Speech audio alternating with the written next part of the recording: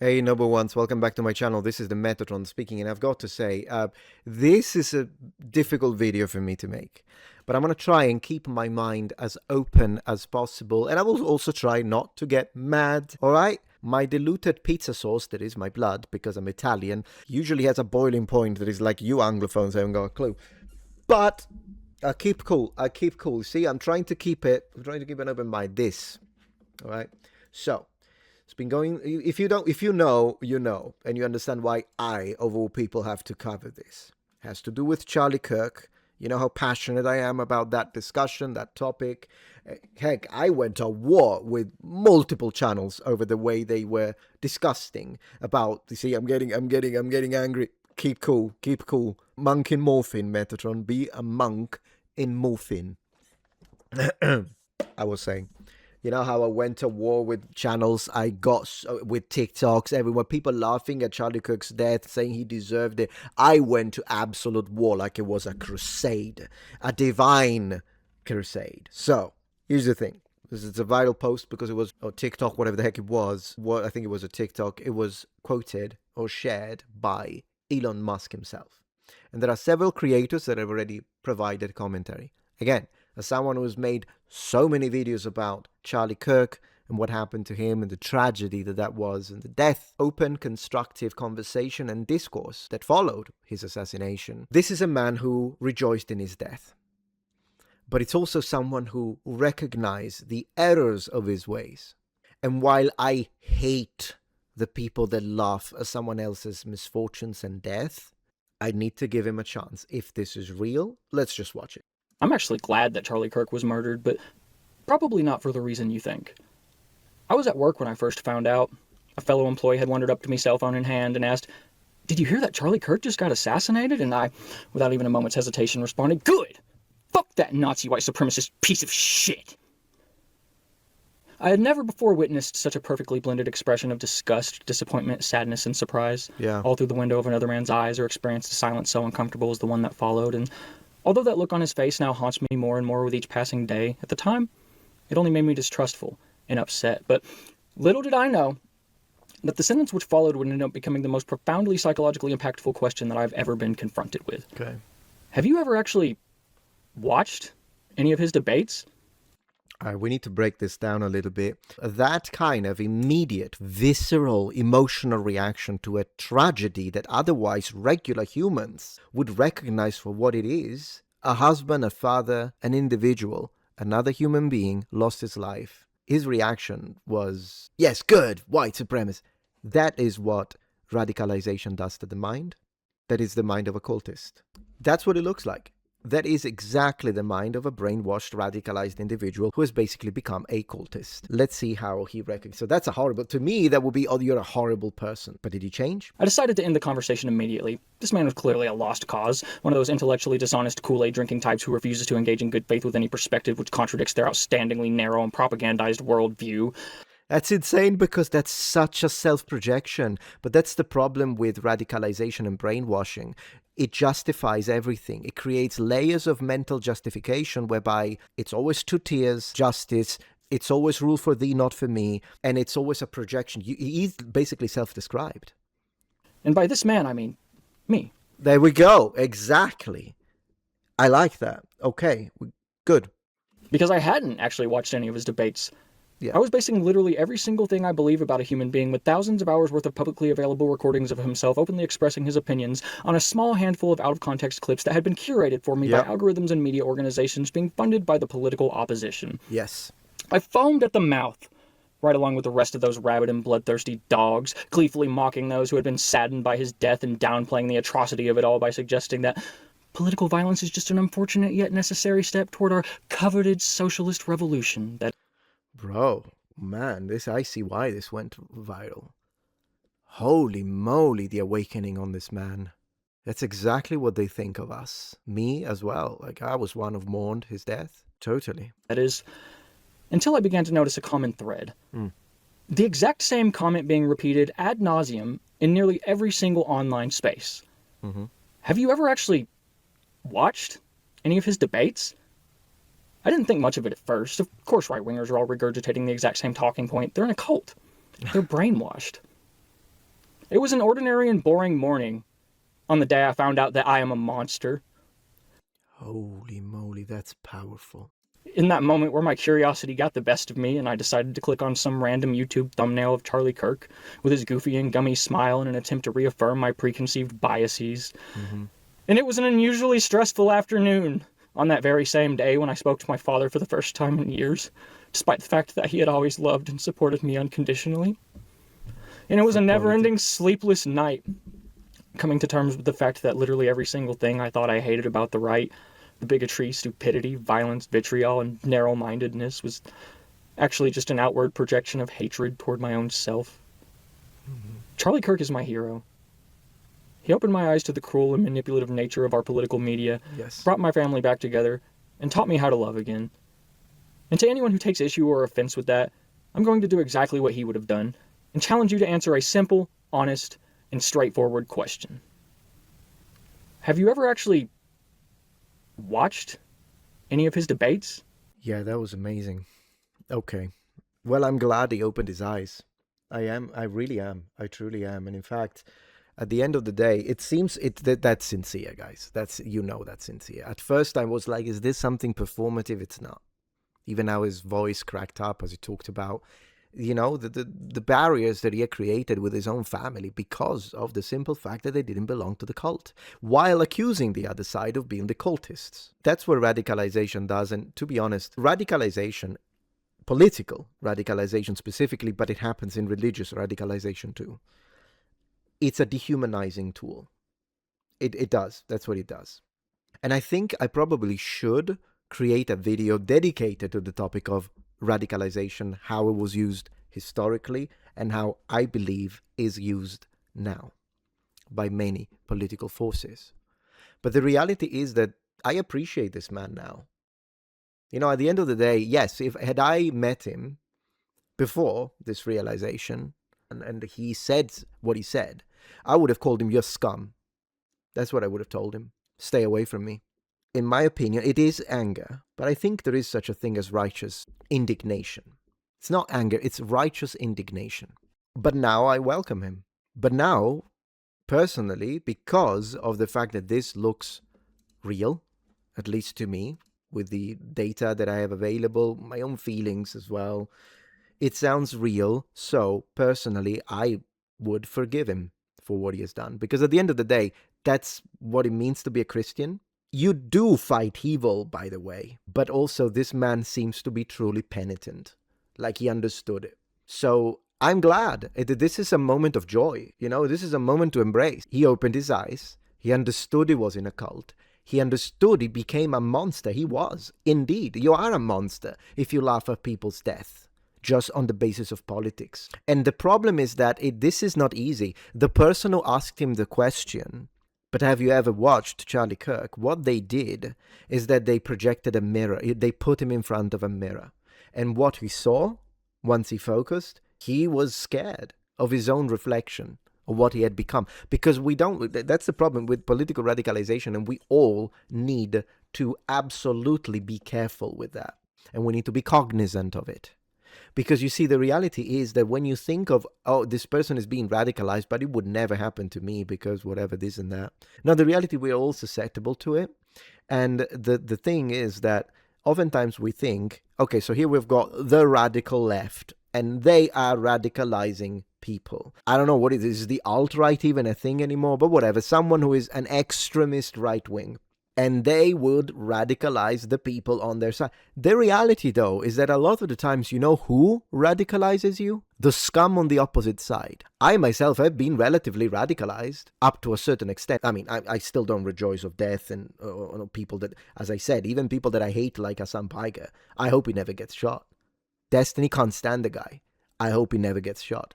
I hope he, in fact, stops laughing at people's death, changes his life, puts his life together, and have a happy ending. That's what I hope for everyone, even the people that I objectively loathe because of the things they have said or the things they have done. So I haven't crossed the line where I rejoice of people's misfortune and death and suffering. But definitely I was pushed towards the radicalization. I felt it. I felt a shift. And it wasn't caused by any extreme right-wing group, I don't even watch them. It was caused by this disgusting behavior of the opposite side. Obviously, not everyone, but the ones that did, they're the ones who pushed me more onto the other side. So radicalization is crazy. I personally think, if we want to go into a little bit of a deeper philosophical level and add a little bit of religion into it, but I personally think it's because evil doesn't create. It can never create. And oftentimes we say that evil destroys, and that's true, but evil is contagious. So the idea evil cannot create, it can only destroy is true, but at the same time, evil is a contagious disease.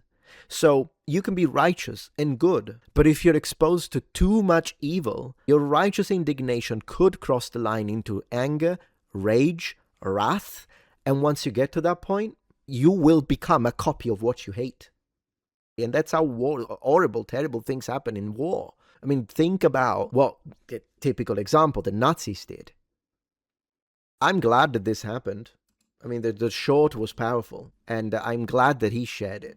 So I'll give him a like. And the one thing that I want to say to this man is welcome back to the decent. Welcome back to the decent side. I think there are a few things that happen when you wake up from a cult like this, cultist brain. Horror and shame is what we just saw. Because he's now that he has a different view, right? It's as if he had filters. And now that the filters have been removed, the glasses are removed, he is looking back at the things he said and the things he did. And he's horrified. Those were filtered out by the ideology. That leads to grief, an identity crisis, most likely, although it seems like he's doing pretty well on that because now he's creating content to try and help people to be woken. And I appreciate that. I think, in my opinion, when a cultist wakes up, and this is something that could be analyzed from all sorts of different, it's an interdisciplinary topic. But what I think is that it's not that someone like him just changed his opinions. He regained authorship over his own mind. Because before, the cult was thinking for him. I think one of the reasons why Charlie Kirk was such a powerful within the political space is because he was willing to talk to people with a different opinion. Personally, I said it because I know that there will be people in the comments who will say, yes, but he said this. It doesn't matter. Whatever opinion that you think Charlie Kirk had that was wrong, a bullet to his neck removed his ability to change his mind when presented with logics, reason, and facts. There are a lot of things that I agreed with Charlie Kirk, for clear, obvious reasons, but there were some things, some statements that he made that I was like, no, brother, that's not right. But it doesn't matter. That's the thing, though. Like, I don't understand when you point out, but he believed this, this, and that, and these are wrong. You're not taking anything away from the value of this person. If anything, you are in fact underlying the tragedy of the bullet. Because he was in his 30s. I had over 10 years on the guy. Do you think I still think the same things that I did 10 years ago? There are some things that stayed, and there are other things that through experience and discussion, I changed my mind on or upon. He allowed discussion between different sides. And as long as there is open discussion, even if it's heated discussion, because we all feel very powerfully and strongly about the things we believe in, fine. But even if it's heated discussion, as long as there is always the ability to listen, not I need to win over you, which is, by the way, one of the problems with online debates. That's why usually I prefer to offer conversations with people rather than a debate, because in a debate, you're trying to win. In a conversation, I think there is more listening, and there is the ability to, like, it's fine even if I don't get the clippable moment. You know, that's what I would do if I were to speak with people who have either similar or a different political view than mine, whether it be on social aspects, economics, or even religion and all that kind of stuff. And I think a conversation will be really where I would go with it. Not trying to be like, oh, now I'm going to use this to you because you said that, and I prepared this prefabricated line that I can use in order to call out the whatever the heck fallacy that you either willingly, or without even realizing it utilized, all that kind of stuff. It's interesting, it's good, it's fun, it's nice, but at the end of the day, the most skilled debater is going to win, not necessarily the one that has the truth. It's just the one that was more prepared or the one that was quicker, wittier. Sometimes that coincides with the person who also has the truth or is right, but it's not always the case. So that's the only thing that we have to keep in mind when we look at online debating. With that being said, when conversation ends and discourse is dead, and I stay on my side, you stay on your side, that is one of the main ingredients for civil war, disaster, conflict. That's what cults do. Cults doesn't just mean religious cults, by the way. You can have a cult or cultist techniques, whether it be linguistically or when it comes to control, and they could be utilized even if there is no religious belief underneath it. You don't have to have a religious belief to have a cult. In fact, I wouldn't be surprised if some of the most famous or infamous, should we say, cult leaders, they'll probably even believe in the stuff that they were saying. It was just a matter to gain control. But one thing that they do is the isolation technique. You want your people to stay isolated in your group and look at the other group with distrust. Because otherwise, some of the areas that are clearly wrong on your side may be identified if exposed to the light. You don't want that. And so, break the link. Charlie Kirk was a link between the right and the left. And in my opinion, by breaking that link, it exposed us into a position whereby I don't trust anyone. I wouldn't go and do a public discussion now. I wouldn't do it. And in fact, I feel for the people that do, regardless of their political affiliation, by the way. I feel for it because they're risking their lives. And you will be like, but what do you mean? Discourse is important. Yes, but what I used to say, and of course, if you watch my videos immediately after the death of Charlie Kirk, I was angrier. I think as time went by, I didn't forget it. It's still there. But I think I've managed my emotions, and so I can speak about it with more control, if you will, of my own mind, or my words that I use, rather than just to vent.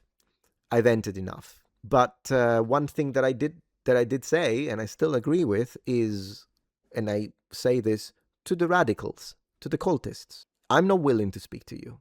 I'm willing to speak to people who are different than me politically, but they're still decent. They're moderately different from me. Or maybe on economics, on social, they're completely different, fine, but they're not degenerates. They're not people that laugh at death. Because if you are one of those, I'm not willing to talk to you. You shot the guy who was willing to talk to everyone. I'm not. I'm not willing to talk to everyone. And because people like this could and will contaminate areas. Maybe I'm having a good discussion with someone who's decent, and then someone like that is in a window with a firearm. Not going to do it. So as far as I'm concerned, I'm not interested in that kind of discussion. And I will only do discussions with people who haven't crossed a certain line. And then even if we are on different sides of politics, religion, and whatnot, if they have crossed that line and they laugh at Charlie Kirk's death, or they laugh at that kind of stuff, or they say next time don't miss when it comes to the current city president of the United States, I'm not willing to talk to you. And the only discussions that I'm willing to have are with the people that are decent. And these discussions would have to be online. Again, they shot the guy that was willing to risk it. He did risk it, and unfortunately, he paid the ultimate price for it. So yeah, there's a lot to say when it comes to, we could speak about the loaded language the cults use, because usually they have their own. It's interesting stuff. And it allows them to bypass cognitive dissonance, just to mention one of the things that he was having after he realized what happened. Before that, it was all justification. It was covered up with rubble. That's what it was. But then eventually he figured out, he opened his mind, he looked back, and he saw the cognitive dissonance of the principles and ideas that he had, or he thought he had in his mind, and now they don't correlate or didn't correlate with his actions and words. That's basically what it is. It's a similar thing that you could experience as a Christian, for instance. Like me, you're a Christian, right? And you're all about what the principles and precepts of Christianity is, right? But if you talk about love, and then you're the most poisonous, angry, arrogant, evil person, there is a cognitive dissonance between what you say you believe and whatever layers of justification you use in order to say, but this is what I actually do when I speak. Do you bring light to the people? And by the way, do remember, I'm not a progressive Christian. I hate those. I think they're nonsense. In fact, that's not Christianity. So stand firm in your beliefs. Hate the sin, but not the sinner. And it's really difficult because I just said I loathe a whole bunch of people. And I admit that that's a fault of mine. But I'm not going to justify and say, well, yes, because they're... No, I should hate what they say. I should hate what they do. But I shouldn't hate them. And that's so difficult to do as a Christian. It doesn't mean that you should protect yourself, you should defend your family, you should defend your nation, you should defend your people, you should defend your faith. And that can sometimes mean physical defense as well as verbal defense. I'm not saying Christianity is not hippie 2.0. Let's not go into that direction of false interpretation. If someone tries to mess with your family in your house, stand the ground. Defend your people. God will not judge you for that.